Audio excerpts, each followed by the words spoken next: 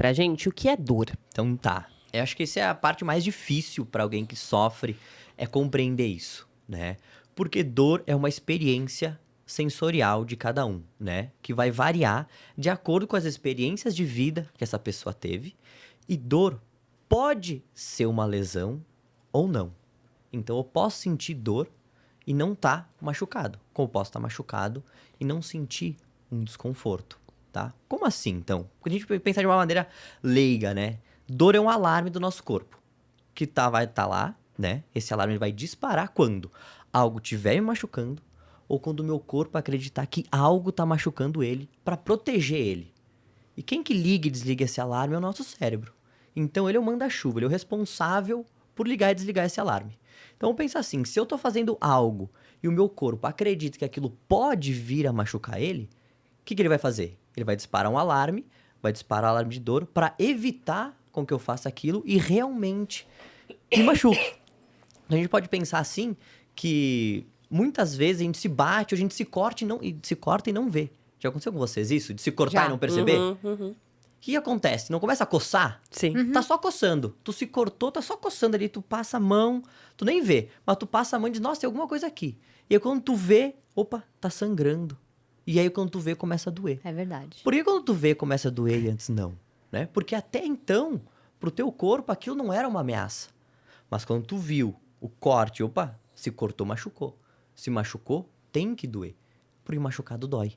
Né? Então, dor é um alarme do nosso corpo. De algo que tá machucando ou de algo que pode vir a machucar.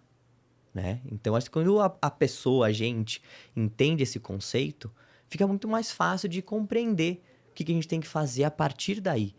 E acho que fica até às vezes um pouco mais leve, porque eu começo a entender que, poxa, se eu tô sentindo dor, nem sempre é algo tão ruim assim. Às vezes é o meu corpo querendo me proteger de algo, mas ele nem sabe se aquilo vai realmente me machucar ou não.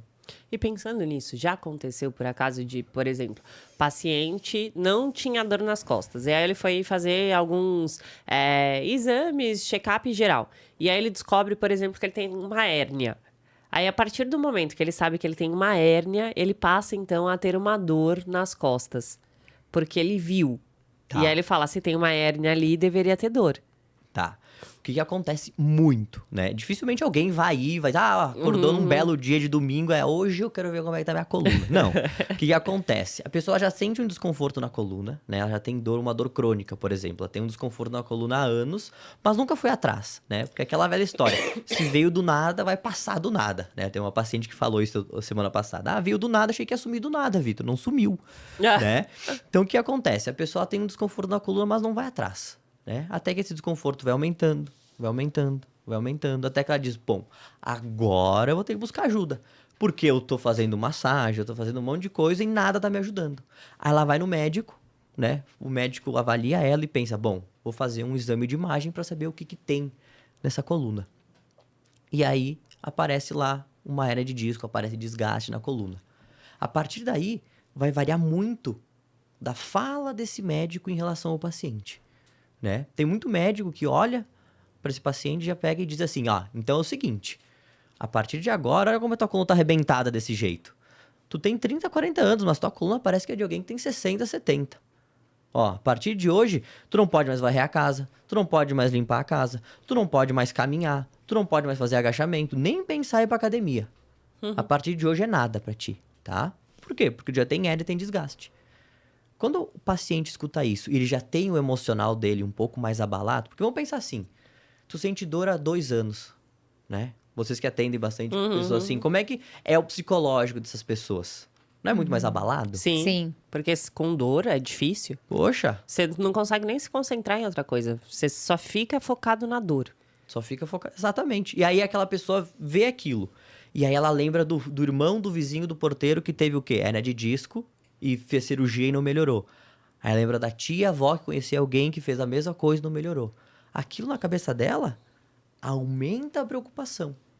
E aumentando a preocupação, aumentando o que está acontecendo, ela começa a ter mais medo. E com mais medo, a tendência dela é começar a sentir cada vez mais dor nas costas. Então acontece muito isso. E acontece muito ao contrário. Né? Um dia eu atendi uma paciente que ela não tinha feito exame ainda. Ela era gerente de uma loja. E ela falava o seguinte pra mim, ela chegou e disse, Vitor, eu tenho que deitar no chão pra minha dor passar. Então, no meio do meu expediente, eu deito no chão e a minha dor vai passando aos poucos. Aí eu volto a trabalhar. Ela chegou pra mim, falou isso, tudo bem. Tu tem exame? Ela disse, não tenho exame ainda, mas eu vou fazer um exame de imagem, tá? Aí ela fez o exame, a gente fez a primeira consulta, ela voltou em 15 dias depois, sem dor, né? Já tava sem dor depois de 15 dias. E aí ela pediu pra ela me olhou o exame, botou em cima da mesa e pediu, Vitor, me explica uma coisa.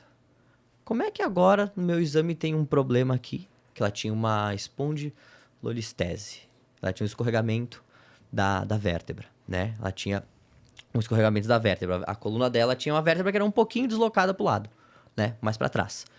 E ela disse, como é que a minha vértebra tá fora assim e eu não tenho dor? E antes de vir aqui, eu tinha dor. Né? Então, o exame dela não mudou. Ela continuou com o mesmo problema. Na coluna, um problema. Mas ela não tinha mais dor. Então, a gente começa a entender que o exame de imagem, ele é somente um pedaço de papel. Ele não vai te definir. Ele não vai definir quem tu é. Tu não é menos capaz. Tu não é pior porque tu tem uma alteração no teu exame. Tu só é uma pessoa que tem uma espondilolistese. Tu tem uma alteração no teu exame. Ok. Mas, com o tratamento correto, é possível reverter esse caso. Não é como se tivesse que passar a vida inteira deitada. E tem isso, eu ia falar isso. Tem muita gente que acredita que ter dor na coluna, o melhor tratamento é repouso, é deixar de fazer as coisas. O que você pensa sobre isso? Isso aí eu acho que tá no top 1, né? Que a gente pode pensar. Porque eu acho que é um senso comum, né? Você pensa assim, pra você, assim, o senso comum qual que é? Se eu tô com dor, minha musculatura deve estar fraca, deve estar cansada. O que eu tenho que fazer? Não tenho que descansar para passar essa dor? Ou se eu tô fazendo muito impacto, não tenho que diminuir esse impacto?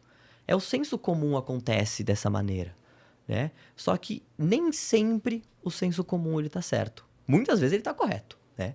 Mas nesse caso, ele acaba estando um pouco errado. Por quê? O repouso, ele deixa a nossa coluna cada vez mais fraca. Né? Ele vai deixando a nossa coluna cada vez mais fraca. É a coluna ou é a musculatura em volta dela? É o todo. É o todo? É o todo. É a musculatura que fica fraca, é o ligamento que fica fraco, o disco fica mais fraco, a articulação fica mais fraca. Então, tudo vai somando, né? É legal a gente dizer que dor é sempre um evento multifatorial. São várias coisas que influenciam ela. Então, o repouso, é como se fosse uma cascata de eventos. Então, o ruim do repouso não é 10 minutinhos descansar a coluna. É aquela pessoa que deita no sofá, se joga na cadeira e fica horas, fica 1, fica 2, 3 horas lá, deitada, esperando que a dor passe. E quando ela levanta, a dor volta.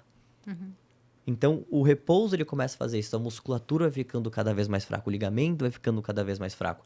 E aí tu vai suportando cada vez menos atividades. Porque é incrível, né? Todo mundo fala assim, para aliviar as dores tem que descansar. Só que quanto mais a pessoa descansa, menos coisa ela consegue fazer. É isso até do ponto de vista emocional. Exatamente. Quem faz menos, faz cada vez menos. Cada vez menos. Então, a pessoa antes, ela sentia dor pra lavar a louça, por exemplo. Aí ela deixa de lavar a louça. Aí depois, ela começa a sentir dor pra varrer a casa. Ela para de varrer a casa. Então, ela vai diminuindo as atividades dela cada vez mais. Ela não percebe isso. Ela começa a mudar todo o comportamento dela pra evitar aquelas atividades. Aí, às vezes, ela diz, eu quase não sinto mais dor nas costas. Sim, mas agora tu não lava mais a louça, tu não vai mais à casa, tu não vai passear com o cachorro, tu não faz mais nada. Né? Então, não é como se fosse um tratamento. Não passeia no shopping. Não passeia no shopping, tu não vai ver um filme. Ela diz, nem viajo. Nossa, você falando isso, eu lembro, em casa, meu marido teve hérnia de disco, né? Bem cedo. E ele tinha dor na coluna e tal. E aí, depois que ele pegou firme, mais velho, 20 anos depois que ele pegou firme a academia, eu não ouço mais ele falar de dor nas costas. Incrível. Perfeito. Foi isso que ele fez? Aham. Eu achei que ele tinha feito uma loucura. Você também? Eu achei. Não, mas eu vou contar antes a loucura. Tá. Eu vou contar a loucura, então. Quando sente muita dor, dá desespero. Ele tinha dor, muita dor, sabe? De levantar da cama assim e ficar desesperado. E era super jovem, 27 anos na época. E aí, quando você tá na dor, você acredita em qualquer coisa. Ele é médico, zero acredita em qualquer coisa que não seja médico, né? É cético. E aí falaram pra ele que no interior, não sei da onde, tinha um curandeiro e tal. E ele... seu tio foi... Aí, legal, ó. Seu tio foi e ele fez e melhorou. Ele, vamos. E coloquei ele no carro deitado, viajamos horas e horas, fomos pra lá. Cara, você não tem ideia. Chegamos na cidade, eu nem sabia onde era a casa. Aí descobrimos onde era a casa, né? Porque era só falar quem é o curandeiro de coluna. Caraca, de coluna. O mago, específico é o mago aí, da né? coluna, né? É. Aí a gente chegou lá, ele escreveu, falou: ó, escreve seu nome aqui tá o livro de todo mundo que eu já curei, né? Tá bom. Ninguém voltou. Né? Cara, ninguém voltou! Ninguém voltou, porque ele pegou uma faquinha, esquentou, ficando até vermelha, incandescente, assim, ó, uma faquinha mesmo. E cortou a orelha do meu marido num lugar lá, falou onde é só dor, tal. Pá, cortou meu marido, desmaiou de dor, né? É óbvio, aí você esquece da sua coluna, é mesmo que você sofreu com a dor, não? De alguém cortar sua orelha com Sim. faca? E vai O ver. psicológico né? influencia. E o cara falou assim: olha, se não melhorar, você volta, que daí a gente faz do outro lado. Corta a orelha É inteira. por isso que todo mundo acha que ele cura, porque ninguém volta lá. Imagina! Cada E vez aí- corta um pedaço. Cara, nossa, e aí isso virou a zona, né? Porque ele fala, pô, a família encheu o saco pra ele acreditar. Você precisa acreditar, você é muito certo. Tá bom, eu vou. E deu Não, é certo? bullshit. Não não Não, No ele fim, falou, continuo com dor. Não, Porque voltou às vezes tem o placebo, ele né? teve que É. operar, ele operou. No fim, ele acabou operando. Mas o que curou não foi a dor, não foi a cirurgia. A cirurgia foi o que tirou ele da cama. Mas o que fez ele parar de sentir dor foi ele virar... E ele colocou placa, parafuso ou só... só cortou? laminectomia, ele né? só vai... cortou Tira... ali. que Um tava... pedacinho que tá pegando na coluna. Isso. Mas essa história é engraçada, porque uma época eu trabalhava no SUS, né? Bom, naquela época a gente atendia... No SUS eu atendia 10 pacientes a cada... Era 20 pacientes por hora que nós ficava lá se rodeando tudo, né? E aí eu lembro que tinha um paciente que tinha dor no cotovelo. Ele falava assim, bah, tu nem acredita. Fui num curandeiro. Mas o cara disse que o meu caso não tem solução. Eu falei, ué, Eita, como assim? Ele disse, cara, porque ele me deitou na máquina e disse, ó, vou te apertar. nem Deus, né? Eu vou te apertar tanto que tu vai sentir vontade de chorar. E tu não pode desmaiar. Se tu desmaiar, não funciona. O bicho o cara era enorme, de grande. Ele apertou o braço do cara desmaiou. Ele voltou na clínica com o braço roxo, que não podia mexer, e disse, fui no curandeiro. Mas ele disse que o meu caso não melhora porque eu desmaiei no meio do tratamento. Então pensa como é que funciona esse tipo de coisa, né? E a gente acredita nisso. Daí nessa parte acho que vocês vão saber entender muito melhor de como que acontece para a pessoa acabar acreditando em algo dessa maneira, né? E acontece muito da pessoa acabar acreditando nessa terapia. Aí eu acho que nem é alternativa a isso, nem sei como é que chama esse tipo de coisa, que é além do alternativo, apertar até a pessoa desmaiar para poder melhorar, né? E é o que acontece. Então, o emocional, ele influencia muito na dor. A parte emocional influencia muito na dor. Então, eu gosto de dizer que... Lembra que a dor é aquele alarme, né? Que ele é ativado, não sei o quê. Então, alguns fatores fazem esse alarme falhar. E quais fatores seriam esses? O medo da pessoa ter de movimento. Então, eu tenho medo de fazer isso. Porque se eu fizer isso, eu acho que vai acontecer alguma coisa na minha coluna, vai piorar. Então, o medo de se movimentar, o medo de fazer alguma atividade. Problemas de sono, ansiedade, estresse e fatores depressivos. Isso é o que atua diretamente na dor, você tá falando. Isso. Como que o sono atua na dor? Ou a falta dele, né? Então, pensa que a dor é um evento cerebral. Acontece aqui. Então, se eu não durmo bem, aqui tá desregulado. Então, o estímulo... Imagina que sobe uma sensação lá na ponta do meu dedo. Começa a subir, vai pra coluna, da coluna sobe, vai pro cérebro. E aqui essa sensação é interpretada. Aqui no cérebro. Se aqui tá uma bagunça porque a pessoa não tá dormindo bem, porque a pessoa é muito estressada, porque a pessoa é muito ansiosa, porque a pessoa não faz atividade física, porque ela tem medo, o que vai acontecer? Vai estar uma bagunça isso aqui. Então, por mais que a informação aqui que venha daqui não seja algo ameaçador, quando chega aqui, o cérebro, como tá uma bagunça, ele pensa, opa, Mal interpreta, né? mal interpreta e diz, cara, vou dizer que tá doendo aí porque vai que é ruim. Então, o sono, ele é regulador pro nosso cérebro, né? Então, se eu não durmo bem, o meu cérebro tá desregulado. Então, a gente pensa em musculatura. Durante o sono é quando o meu corpo relaxa e descansa. Se eu não durmo bem, a minha musculatura tá sempre tensa. Então, aquelas pessoas que estão sempre... que tem a coluna cansada, sabe?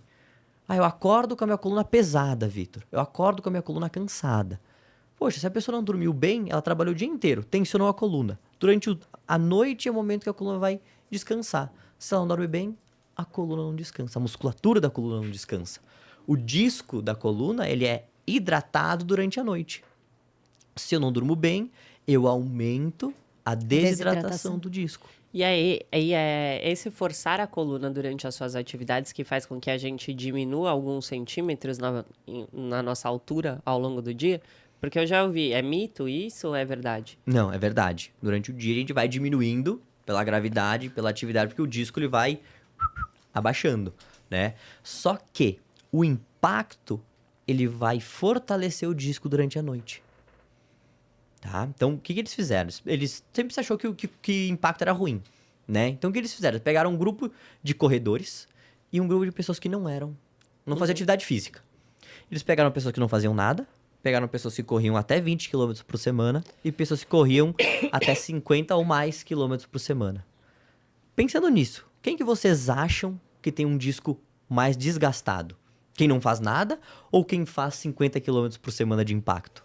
Eu falaria que é quem não faz nada, só que eu acredito que deve ser o contrário. Deve ser quem mais faz tem o disco mais fortalecido. Eu não consigo entender como que isso fortalece o disco, porque até o osso eu consigo entender, né? Que você faz microlesões, né? Mas é que o mesmo... Resumo, então, quem faz mais de 50 quilômetros tem um disco da coluna Mais protegido. forte do que quem Olha não aí, corre. corredores. É. Bora correr. Quem corre tem um disco mais forte do que quem não corre ou quem não faz atividade física. Por quê? Porque o disco da coluna ele é uma estrutura avascular. Avascular é que não tem circulação sanguínea. Então, o efeito do impacto... Imagina que tem um disco aqui no meio, né? Então, o efeito do impacto aqui, ó, de amassar o disco, já é o efeito piezoelétrico ali dentro, que estimula a produção de líquido. Então, durante o dia, tu vai desgastar ele. Claro, pelo impacto, por tudo que tá acontecendo. Mas durante a noite é quando esse disco vai ser reidratado. Porque é o mesmo processo de fortalecimento do osso. Mas aí quem tem mais impacto tende a gerar mais líquido?